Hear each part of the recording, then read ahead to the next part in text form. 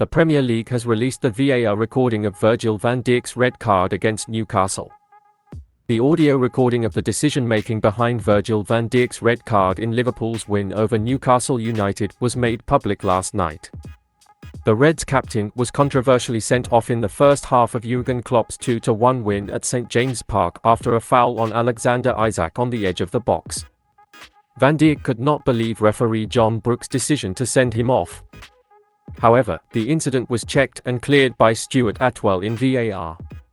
Liverpool's number 4 had been handed a one-match ban for failing to feature in the 3-0 win over Aston Villa at the weekend, but could see his ban extended to 2 games after being charged with an FA infringement. How match officials arrived at the decision to send Van Dijk off was shown on Sky Sports' MI Seat Up, presented by Michael Owen and hosted by Howard Webb. During the program, 6 controversial calls from the current campaign were discussed for clarification. Focusing on Van Dijk, Atwell began his talk on VAR as follows: possible offside and possible denial of a clear goal-scoring opportunity. Referee Brooks can then be heard responding by saying, "The ball is outside the penalty area. And that's a red card. It went through the man and it's a red card." The next stage of the dialogue between Atwell and Brooks continues. VAR, just checking, man. Brooks, no, he's going through the guy. He's going through him to play the ball. VAR, okay, can you change it? Is there another angle at the point of contact, please? Okay, it's a clear foul. Brooksy, it's Stuart, it's a clear foul. I'll check the sanction and APP, stand by. Okay, the ball will roll in front of him. Without a tackle in motion, the attacker is in position. He's heading straight into the box, no problem. Brooks can then be heard speaking directly to Van Dijk and telling the defender, they will check the decision. Just wait. I will tell you if you have to go, and you have to go now. This is clearly a foul, they just checked the place. Don't do anything stupid. Listen, if Isak is not offside you will be sent off. After VAR upheld the on-field decision, Brooks had these parting words for the Dutchman: free kick. Come on, come on, come on, come on now. Yeah, no offside. Sharing his view on why Brooks was right to show a red card, Webb told Owen, "We think the foul by John Brooks was good communication and ultimately we see Van Dijk play the ball, but to get there he clearly hits Isak's foot and blocks a goal opportunity. There are no defenders close to the goal who can easily control the ball and protect it. And of course, we know the direction is towards the goal. It's a clear goal-scoring chance denied. Van Dijk is not protected by the fact that if he was inside the penalty area, he would have been yellow-carded for attempting to play the ball or tackling for the ball. As he was outside the penalty area, he should still have been shown a red card for obstruction of a clear goal chance. When it happens outside the penalty area, even if the defender was trying to play the ball, which Van Dijk was, the fact that he committed a foul means that he should be sent off. It's a very clear situation." The latest developments regarding Mohamed Salah's transfer to Al Ittihad could be disastrous. Liverpool striker Mohamed Salah is about to be the subject of a new world record bid from Saudi Pro League outfit Al Ittihad, and according to a new report, Reds fans have real cause for concern. Salah, who has made a total of 308 appearances since arriving on Merseyside from Roma in 2017, has attracted the interest of Saudi Pro League side Al Ittihad in the summer transfer window despite having 2 years left on his contract. The Reds have already rejected a verbal offer of more than £100 million from Nuno Espirito Santo's side for the right winger, but reports soon emerged that his admirers were preparing an improved bid of £200 million.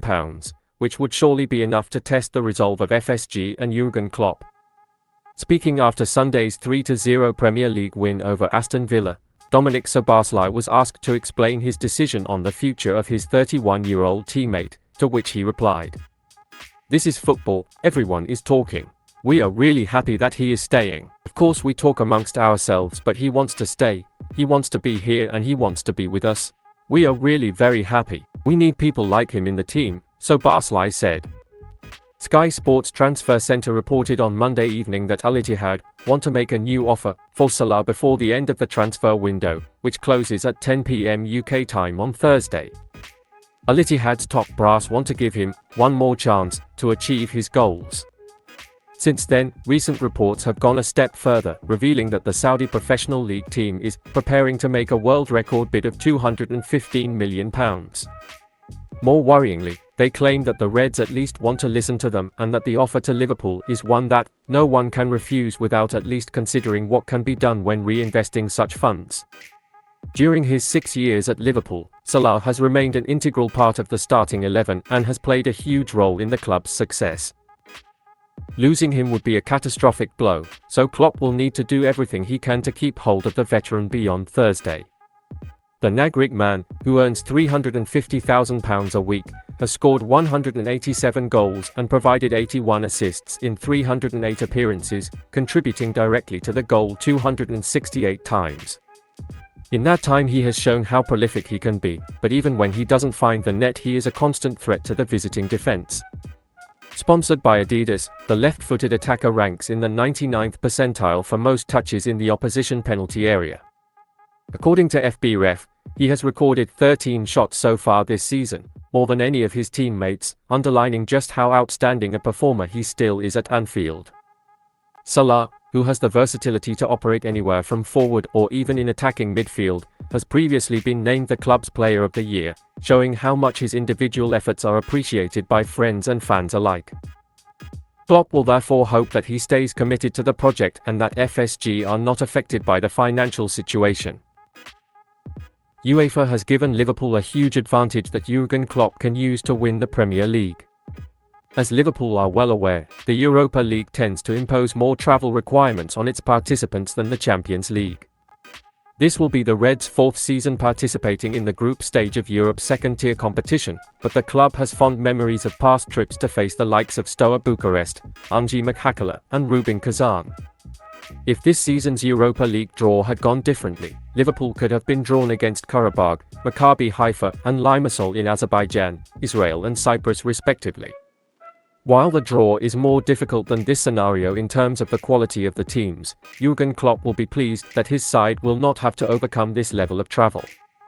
The Reds have been paired with LASK, Union Saint-Gilloise and Toulouse, meaning they will add Austria, Belgium and France to the club's collective passport this season. Almost every other team in the tournament will envy Liverpool's travel plans, if not in terms of the opponents they will face, then in terms of distance. Despite being the fourth most Western club in the draw, the total distance Liverpool have to travel to complete 3 away games is just 3,046 kilometers. Klopp and the Reds should take advantage of this coincidence. The Liverpool manager and his technical team will undoubtedly use this international break to plan which players will be involved in which Europa League games over the next 3 months. As a general rule, Klopp uses the weaker teams as much as possible in away games and only uses his big guns at home when travel is not an issue. There is also the challenge of the league fixtures taking place 3 days after the European deal. Again, the Reds have a good chance in this regard. Of the 6 Premier League games that directly follow a Europa League fixture, only one is away. Klopp's biggest concern will be who awaits him immediately after his team's away game in Europe on Thursday evening.